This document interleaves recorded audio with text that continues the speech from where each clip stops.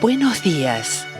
Desde el estudio espectral en Latinoamérica, Nicolás Castelo y Jennifer Broad, quien les habla, le damos la bienvenida a este nuevo espacio que hemos dado en llamar Letra Latente.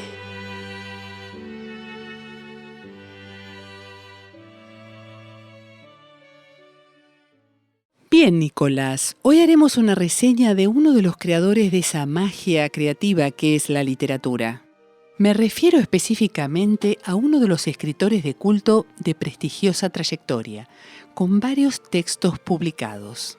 Su nombre es Mario Pérez Antolín, de origen germano, nacido en Stuttgart y ciudadano español.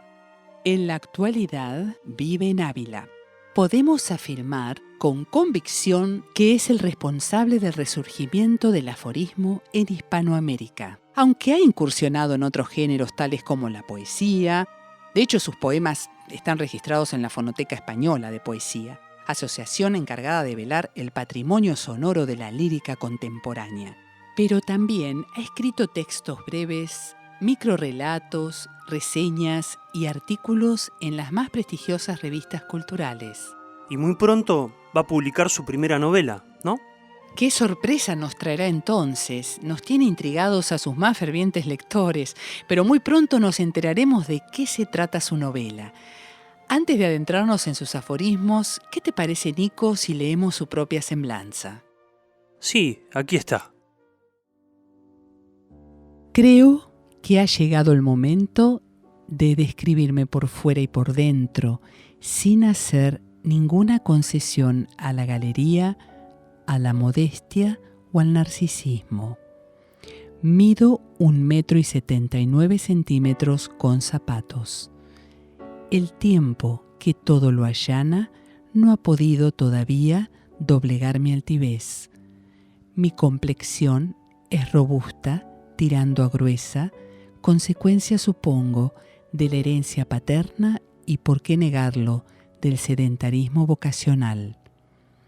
El aspecto general casa más con un teutón que con los naturales de estos pagos, por lo que, si además lo unimos a mi nacimiento accidental en Stuttgart, no pocas veces he tenido que afirmar mi nacionalidad cuestionada. Luzco una cabellera flava que a duras penas resiste las acometidas de las canas y la calvicie, frente senatorial, ojos azules velados por el astigmatismo y la decepción, nariz aquilina, labios gruesos y bien perfilados, y una laxitud inmerecida en las articulaciones y las creencias. Como no pueden ver, en resumidas cuentas, una extraña combinación de escriba mesopotámico, galán en horas bajas y feliz padre de familia. Pocas cosas me han arrebatado, pero las que lo han conseguido dejaron en mí tal huella que aún hoy no paso un día sin entregarme a su deleite: los libros, la música, el cine, los viajes.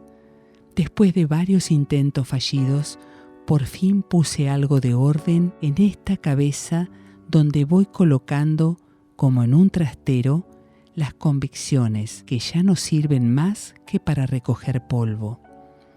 Tengo la sensación de haber llegado tarde a la mayoría de las ideas geniales.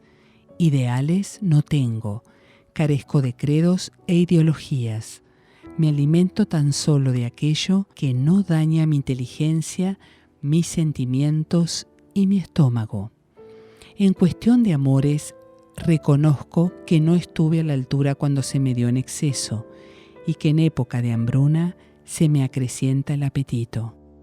Tal vez este retrato, que a duras penas me hace justicia, valga de antimodelo a las generaciones futuras, porque a las actuales seguro que poco habrá de aprovecharlas.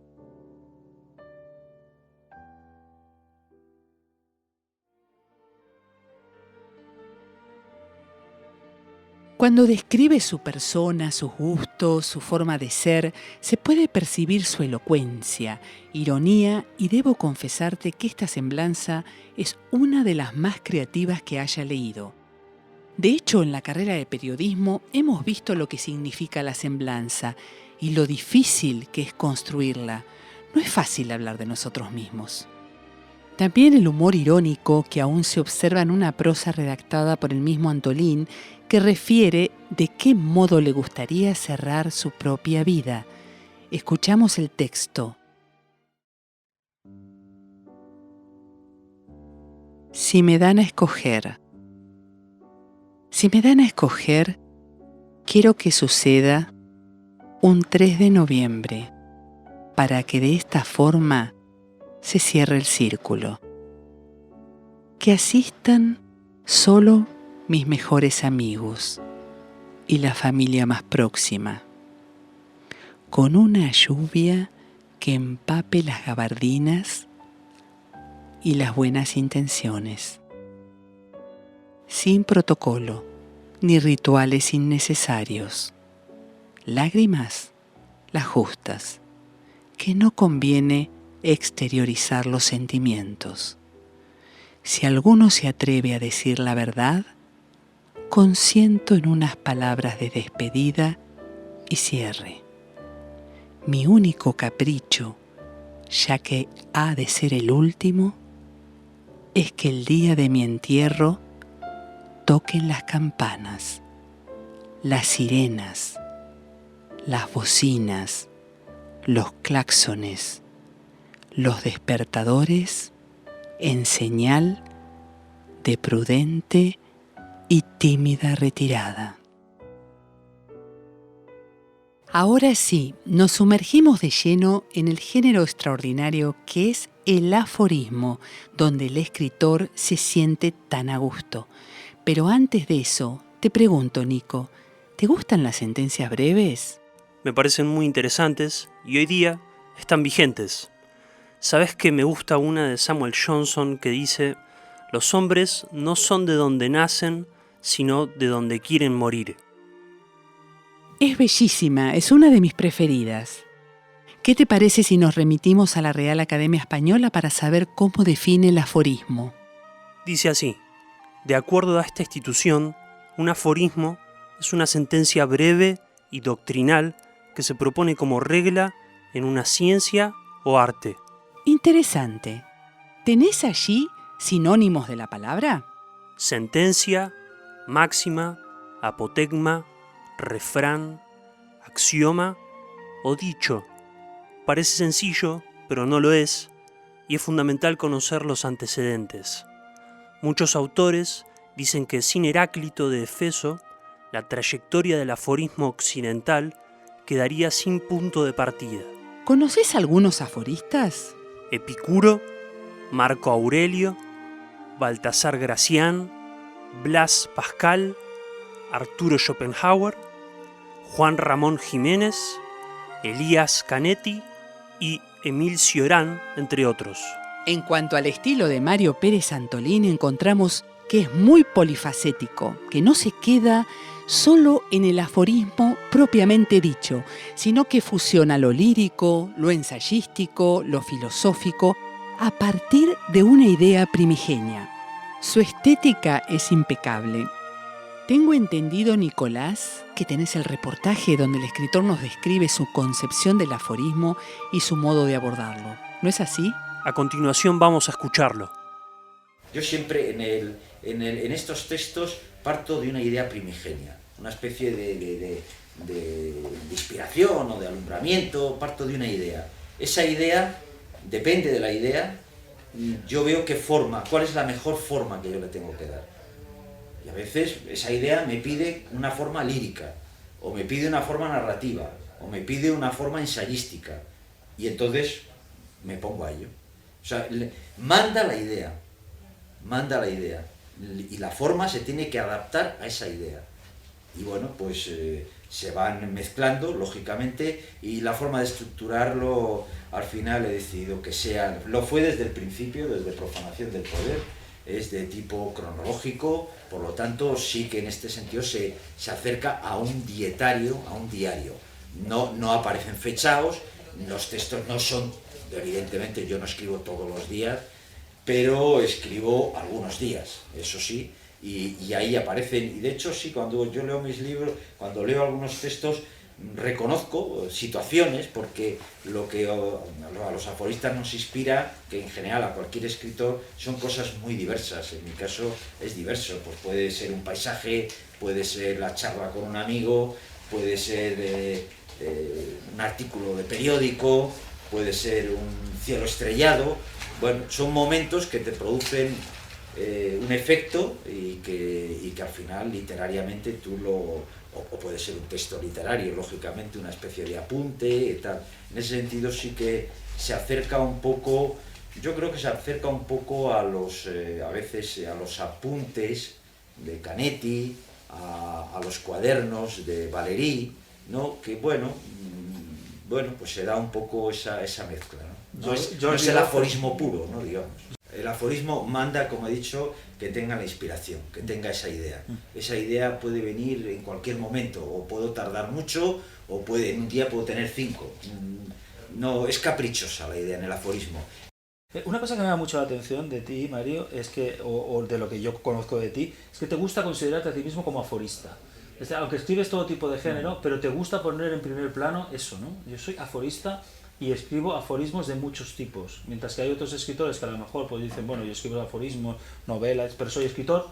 A ti te gusta llamarte a ti mismo aforista. Es más, estás intentando que la Real Academia Española incorpore al diccionario este concepto, aforista, ¿no? Que lo cual te deberíamos a ti, personalmente, por tu empeño y demás. Entonces, me gustaría eso, que me dijeras, si es así, que te ves a ti mismo como aforista, y qué implica ser aforista en nuestro mundo. Vamos a ver, me considero aforista porque yo parto de una concepción del aforismo un poco laxa. Para mí el aforismo es... Neila siempre habla de la diferencia entre la escritura fragmentaria y el aforismo y tal. Bien, sí, después incluso hay muchos tipos de aforismos, podemos precisar, ¿no? Apotegmas, tal, bien. Bueno, yo creo que si tiene potencia este género en la actualidad, como una especie de reivindicación del género en la actualidad, es la reivindicación de esos textos breves que agrupan lo filosófico y lo literario. Es como si hubiera producido una especie de convergencia de ese río más literario, fundamentalmente poético, y de la tradición filosófica. Y bueno, ha habido una convergencia y ahora tenemos un momento bueno, y yo no creo que haya que restringir. Si empezamos a acotar y a restringir, yo creo que nos lo cargamos. Con lo cual, yo parto fundamentalmente del aforismo, es un texto breve, y ese aforismo tiene que tener esa carga filosófica, esa carga lírica, y a partir de ahí se puede experimentar. A veces serán textos donde prime lo ensayístico, lo reflexivo, otros en cambio prima la emoción y la sugerencia. Bien, efectivamente, pero yo creo que es por ahí por donde tenemos que ir, ¿no? Porque sin constreñir mucho. Es la idea que yo tengo, y por lo tanto, bueno, pues para mí, claro, para mí es un gran aforista Nietzsche, es un gran aforista Cioran, y es un gran aforista Canetti, pero bueno, también lo eres tú, y Ramón Eder, y otros tipos de aforismo, ¿no? Bueno, yo creo que todo, de hecho en mis textos, aparte de este tipo, también hay aforismos, propiamente dicho, si queremos, porque además ese tipo de relámpagos, de punzadas, de tal, yo creo que también enriquecen mucho al texto, le dan una especie de brillo, yo creo que también eso es conveniente. De hecho, en bastantes libros, también de Canetti o de Cioran, aparecen aforismos propiamente dichos. Otra cosa es que haya escritores entre los que me encuentro que yo no podría hacer un libro solo, exclusivamente de sentencias o de aforismos o de apotegmas. Yo no podría. Podría entresacar. Sí. Eso sí, yo lo que podría es entresacar de mis libros, de mis 4 libros, pues todo bien, y hacerlo, ¿no? Igual que podría hacer, sacar los filosóficos, ¿no? Bien, sí podría, pero solo escribir, no, yo necesito variedad, necesito fusión. Y en una de las características, yo creo, que de Crudeza, es que lo que he intentado en muchos textos, en muchos aforismos, es que se dé en un mismo aforismo, en un mismo texto, la mezcla. Y que yo lea un texto, un aforismo, y que el lector diga, bueno, esto es un microrrelato, porque se cuenta una historia, pero también tiene una carga lírica muy clara, y al mismo tiempo hay una reflexión de pensamiento, y el lector no sepa muy bien, no sepa definirlo exactamente. ¿Por qué? Porque tiene algo de lírica, tiene algo de narrativa y tiene algo de filosofía también. ¿Qué te pareció el reportaje, Nicolás? Me pareció muy interesante y reflexivo todo lo que comenta, con gran claridad de concepto. Vamos a tener mucho material de este aforista notable que se caracteriza por sus reflexiones de gran agudeza. Seguimos la próxima con este micro y espero les haya gustado. Hasta la próxima, Nicolás. Hasta el siguiente Letra Latente.